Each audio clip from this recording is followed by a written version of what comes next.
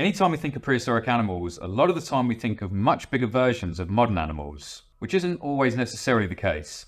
Now, one animal that was a giant version of a modern counterpart that no one seems to be talking about is a giant parrot.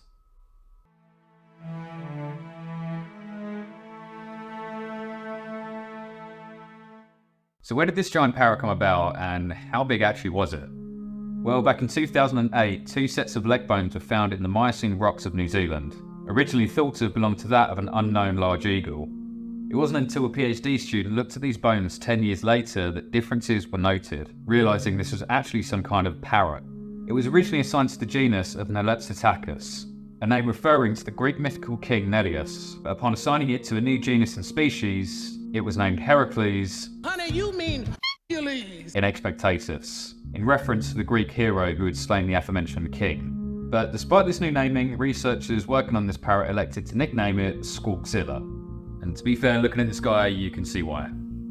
Heracles is the largest known psittaciform, the group consisting of parrots and cockatoos, and belongs to the superfamily of Strigopoidea, along with Nestor, the aforementioned Nelepsitacus, and the kakapo, the latter of which may be a descendant of Heracles. With these parrots in mind, it's not against logic to imagine that Heracles would have looked very similar to these birds, being robustly built, having a typical parrot beak, and much like its descendant the kakapo, flightless.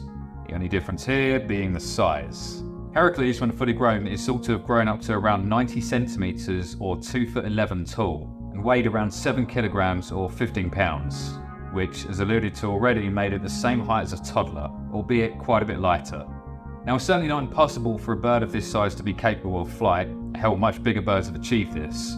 But Heracles likely didn't have as much need for flight like many of New Zealand's birds, given the relatively safe and easy environment they found prior to humans and other invasive species.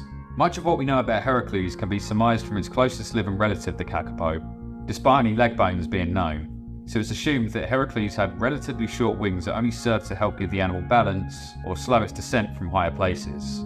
It's also likely that Heracles had delicate feathery quills that acted as whiskers to help with sensing its surroundings as it walked around, especially if it also lived a similar lifestyle to the kakapo. Speaking of how it lived, let's first take a look at where it lived before we look at the how. Heracles lived in New Zealand during the early Miocene between 19 to 16 million years ago, a time during which the world in general heavily resembled what it's like today. Well, minus the human influence. New Zealand was no different, and it was rich and temperate to subtropical rainforests. Getting closer to subtropical as one approached the northern parts, with the summer season, that being December to February for this part of the world, reaching between 20 to 25 degrees Celsius or 68 to 77 Fahrenheit, and the winter season, being June to August, getting down to around 12 to 16 degrees Celsius or 54 to 68 Fahrenheit. As to how Heracles lived, it's likely the same story here as well. When birds began arriving in New Zealand, there was no mammalian predators to speak of, so defensive/evasive mechanisms such as flight became more and more redundant, especially since the only predators here could also fly. A better adaptation against the flying predators was to become fully ground-dwelling or arboreal and using the thick flora as cover, so that's what many of them did. Much like the kakapo, Heracles likely lived its days trailing the forest floor, or even spending some of its time arboreally, with its size not actually getting in the way too much when it came to climbing trees.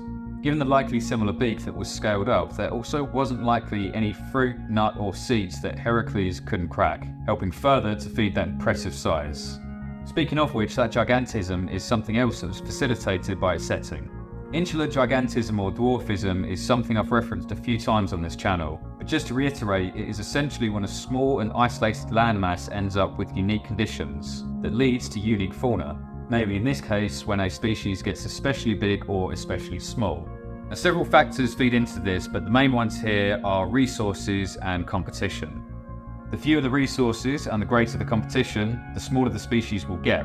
And the greater the resources and the lesser the competition, the bigger a species will get.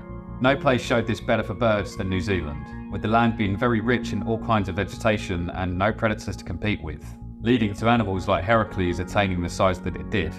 As to why it's not around today, there's actually no clear answer to this. A likely culprit, however, was climate change.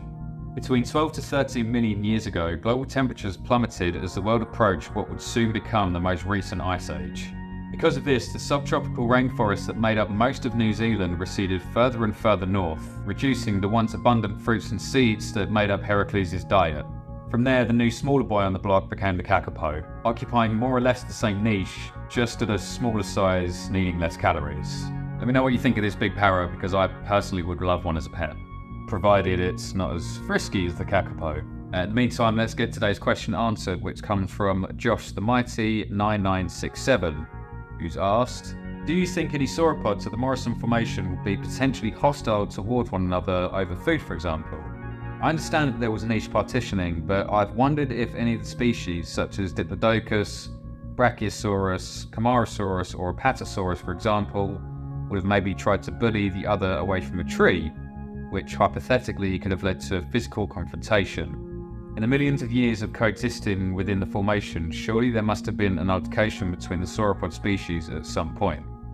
Okay, so this question does raise a really good point. Herbivore does not necessarily equal peaceful. Okay, so with regards to sauropods in the Morrison formation, it does stand to question as to why there are so many sauropods in a formation that doesn't really stand out against others in terms of vegetation abundance.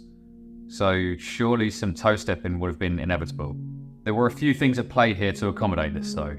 Firstly, like you said, there was niche partitioning, in which various sauropods had different enough morphologies that they could go for different food sources. Secondly, the Morrison formation spans nearly 10 million years, and the sauropods found didn't necessarily all exist at the same time. If we look at modern African savannas, we see many different species coexisting as herbivores in the same plains, even relying on each other to be alerted to predators. So I do think that interspecies confrontation would have been a very rare sight, or else one would have eventually outcompeted the other.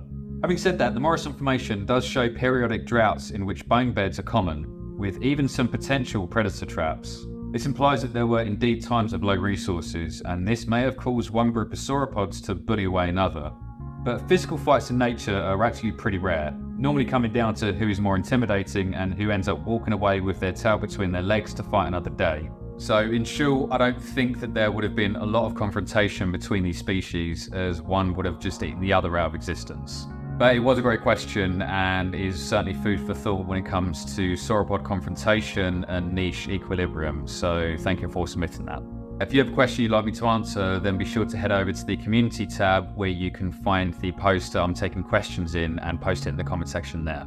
Otherwise, please make sure that you are subscribed with the bell notifications turned on so I can catch you guys next time.